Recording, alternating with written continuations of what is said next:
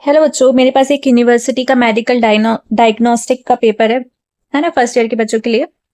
आप देख रहे हो, ये 2026 का लेटेस्ट पेपर है। ये पेपर है विक्रम यूनिवर्सिटी का। आप इसको पढ़ के जा सकते हो। आप लोगों के भी जो सिलेबस है वो सेम है। एमपी की जितनी भी यूनिवर्सिटी है, सारे बच्चों का सिलेबस सेम है, तो आप ये क्वेश्चन पेपर पढ़ के जा सकते हो, देख सकते हो किस टाइप से क्वेश्चन आए थे, है ना। ये जो पेपर है आप लोगों का वोकेशनल सब्जेक्ट का 2 घंटे का होता है। और इसको अगर हिंदी में देखें तो मेडिकल डायग्नोस्टिक को चिकित्सा निदान बोलते हैं, ठीक है, हिंदी में। और 100 मार्क्स का ये पेपर हुआ था और 35 जो है वो मार्क्स है। आरडीवी यूनिवर्सिटी के बच्चे, अगर आप लोग का एमडीसी का पेपर 100 मार्क्स का होता है तो आपका वोकेशनल का भी 100 मार्क्स का होगा, ठीक है। बाकी कुछ यूनिवर्सिटीज में ये वाला जो वोकेशनल का पेपर है वो 70 मार्क्स का भी हो रहा है, इसलिए मैं ऐसा बोल रही हूँ। बाकी तो 100 ही लेके चलो आप लोग, है ना। और एमपी की सारी यूनिवर्सिटी के बच्चे ये वाला पेपर पढ़ के जा सकते हैं, क्योंकि सेम सिलेबस है। देख लेना किस टॉपिक से क्वेश्चंस बने और किस टाइप से क्वेश्चंस बने, है ना। और अभी केटीबी यूनिवर्सिटी के बच्चों का भी एग्जाम्स आने वाले हैं, तो वो भी ये वाला पेपर पढ़ सकते हैं। ये वाला जो पेपर है वो 3 सेक्शन में डिवाइडेड है। सेक्शन ए की बात करते हैं तो 5 क्वेश्चन करने हैं, 4 मार्क्स के।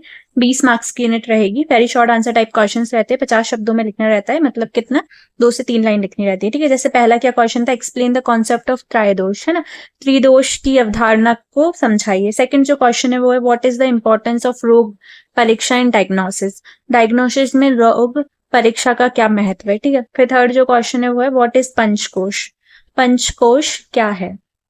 नेक्स्ट जो क्वेश्चन है सेक्शन ए में वो है mention one application of MRI, MRI का एक अनुप्रयोग बताइए, है ना। फिर नेक्स्ट जो फिफ्थ क्वेश्चन है वो है what is the role of white blood cell, श्वेत रक्त कोशिकाओं की क्या भूमिका है, ठीक है। फिर आप लोगों का आता है सेक्शन बी, खंड बा, है ना। 3 सेक्शन में ये पेपर डिवाइड है। इसमें लघु उत्तरीय प्रश्न होते हैं, short answer type question. 5 question करने हैं आपको, हर एक क्वेश्चन 10 मार्क्स का है, 50 मार्क्स की यूनिट है। तो आप लोगों को सिर्फ 2 घंटे मिल रहे हैं, तो आपको इस यूनिट पे ज्यादा ध्यान देना है, सेक्शन बी पे ज्यादा ध्यान देना है ना। इसको अच्छे से पढ़ना है, इस वाले सेक्शन को पढ़ के जाना है आप लोगों को, और सॉल्व करना है। मतलब जब एग्जाम में आप लोग पेपर लिखो तो सबसे पहले ये वाला पेपर, ये वाला सेक्शन करना। 6th जो क्वेश्चन है वो है क्या है, what is the significance of नाड़ी परीक्षा इन डायग्नोसिस, निदान में नाड़ी परीक्षा का क्या महत्व है। 7th जो क्वेश्चन है क्या है, mention the contribution of Charaka Samhita to medicine, है ना, चिकित्सा के क्षेत्र में चरक संहिता के योगदान का उल्लेख कीजिए। देखो आप लोग के पास आपका एमडीसी वोकेशनल सब्जेक्ट का वो होगा, सिलेबस, है ना। नहीं है तो मेरे से बोल देना, मैं आप लोग को दे दूंगी। तो देख लेना ये किस यूनिट से और किस टॉपिक से बने, वो भी मैं बना देती, पर मेरे पास अभी इतना टाइम नहीं है। मैं आप लोग को सिर्फ पेपर दिखा रही हूँ, तो आप लोग ये पेपर देख लो, है ना। 8 जो क्वेश्चन है वो क्या है, रक्त के निर्मित तत्व क्या है समझाइए। What are the formed elements of blood? Explain them. 9 जो क्वेश्चन है सेक्शन बी का वो है what is PCB? PCB used to access which condition? ठीक है, PCB क्या है, इसका उपयोग किस स्थिति का आकलन करने के लिए किया जाता है। नेक्स्ट जो क्वेश्चन है वो है right note on PET scan, PET scan पर टिप्पणी लिखिए। फिर आप लोग का जो है वो सेक्शन सी आता है, तीसरा पार्ट आपको इस पेपर का, जिसमें आपको 2 क्वेश्चन करने, हर एक क्वेश्चन 15 मार्क्स का रहेगा। 30 मार्क्स की पूरी यूनिट रहेगी, लॉन्ग आंसर टाइप क्वेश्चन रहेगा, मतलब सेक्शन रहेगा। और 400 शब्दों में लिखना है, क्योंकि 15 अंकों का है क्वेश्चन। 400 से मतलब 4 से 5 पेज लिख देना, ठीक है, और राइटिंग के हिसाब से। 11th क्वेश्चन की देखे तो 11th क्वेश्चन अगर इंग्लिश में लिखें, डिस्क्राइब रैग परीक्षा in Ayurveda and explain its important in diagnosis. Ayurveda में रोग परीक्षा, देखो रैग ही लिखा है, मैंने गलत नहीं बताया, इसमें रोग लिखा है, ठीक है। रोग परीक्षा का वर्णन, रैग बोलते हैं क्या, वर्णन कीजिए और निदान में इसके महत्व को समझाइए। फिर 12th जो क्वेश्चन है write an essay on Charaka Samhita and its contribution to ancient Indian medical science. Charak Samhita और प्राचीन भारतीय चिकित्सा विज्ञान में इसके योगदान पर एक निबंध लिखिए। 13 क्वेश्चन है describe hepatitis with reference to its causes, type, symptoms and diagnosis and preventive measures. Hepatitis के कारण, प्रकारों, लक्षणों, निदान और निवारक उपायों के संदर्भ में इसका वर्णन करें।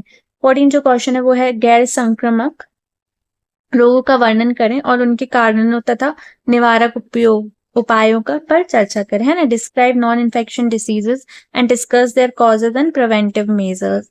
नेक्स्ट 15 जो क्वेश्चन है वो है मूत्र विश्लेषण के लिए प्रयुक्त विधियों की व्याख्या करें और उनके नैदानिक महत्व पर चर्चा करें।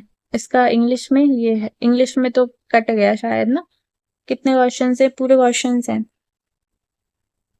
6 पेज का ये पेपर था। टोटल कितने पेज हैं इसमें, 4-5 पेज है, ठीक है। एक और पेज रह गया जिसमें हिंदी में लिखा हुआ। टोटल 15 क्वेश्चन ही होंगे, इसमें लिखा होगा ना टोटल नंबर ऑफ क्वेश्चन। नहीं लिख रहा है, ठीक है, 15 ही है और ये विक्रम यूनिवर्सिटी का पेपर है। आप लोग देख लो उसको एक बार ध्यान से, किस टाइप से पेपर है। आप लोग के लिए मैं इंपॉर्टेंट क्वेश्चन भी बना देती, मतलब इंपॉर्टेंट टॉपिक्स बना देती 15, पर मेरा मन नहीं कर रहा और इतना टाइम भी नहीं है ना, तो मैंने तो अभी बनाया नहीं है इनके 15 इंपॉर्टेंट क्वेश्चन इस सब्जेक्ट के। अगर किसी बच्चे को चाहिए तो वो टेलीग्राम चैनल पे DM कर सकता है और बता सकता है मुझे उसे चाहिए क्या। बाकी आप लोग ये पेपर पढ़ लो, है ना, आप लोग का एग्जाम नजदीक में ही है, तो मुझे कोई मोटिवेशन नहीं मिल रहा है इंपॉर्टेंट क्वेश्चन बनाने का, इसलिए नहीं बना रही मैं आप लोग के लिए। आप लोग इस पेपर को पढ़ लेना। मेरे पास एक और यूनिवर्सिटी का पेपर है सेम इसी सब्जेक्ट का, मेडिकल डायग्नोस्टिक का, KTTV गुना का है वो पेपर, और उसकी वीडियो ऑलरेडी मैंने वीडियो सेक्शन में डाल दी है, आप लोग देख लेना, अगर हो सकेगा तो मैं उसको पिन भी कर दूंगी। और आप लोग क्या कर सकते हैं, RDBV यूनिवर्सिटी का टेलीग्राम चैनल ज्वाइन कर लेना। अगर आप MP की किसी और यूनिवर्सिटी से हैं तो उस यूनिवर्सिटी का ग्रुप ज्वाइन कर लो। अगर आपकी यूनिवर्सिटी का टेलीग्राम ग्रुप नहीं अवेलेबल है तो आप क्या कर सकते हो, एग्जाम स्टफ एनालिसिस का ऑफिशियल टेलीग्राम चैनल ज्वाइन कर सकते हो, जिसका लिंक आपको कहाँ मिलेगा, यूट्यूब चैनल के पेज पर मिल जाएगा, है ना, 9 मोर 10 मोर लिंक्स करके आएगा, वहां पे है। और साथ में क्या कर सकते हो आप लोग, अपने पेपर्स जो है ना वो भी मेरे साथ शेयर कर सकते हो, मेजर माइनर के, जिससे आप लोग के जो जूनियर बच्चे हैं उनको हेल्प मिले। जैसे ये दूसरा पेपर दूसरी यूनिवर्सिटी का मेरे साथ शेयर कर दिया था, ऐसे ही आप अपनी यूनिवर्सिटी के पेपर शेयर कर देना मेरे लिए, है ना, टेलीग्राम चैनल पे कर देना, वहाँ पे मुझको DM कर देना @anshul40 पे और शेयर कर देना, ठीक है। और इसका अगर PDF चाहिए तो वो भी ले लेना मेरे से आप लोग, और चैनल को सब्सक्राइब कर देना, और सेकेंड ईयर में भी कनेक्टेड रहना मेरे से, फर्स्ट ईयर के बच्चे। और मुझे बता देना और क्या हेल्प लग सकती है आप लोगों को, मैं कर दूंगी।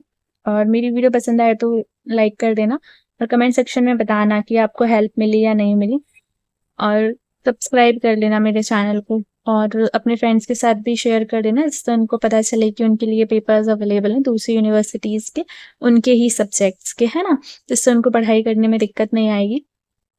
और क्या कर लेना, लाइक भी कर देना और हाइप भी कर देना वीडियो को, है ना, इससे ज़्यादा से ज़्यादा बच्चों तक पहुँचे तो फिर आप लोग को जल्दी से मिले मेरी वीडियोस, है ना। आप लोगों की सब्जेक्ट्स की मैंने सारे सब्जेक्ट्स की डाली थी, हो सकता है कुछ बच्चे पहली बार आ रहे हो इस पे मेरे चैनल पे, इसलिए। और thank you so much, and अच्छे से देकर आना अपना exam. All the best, bye.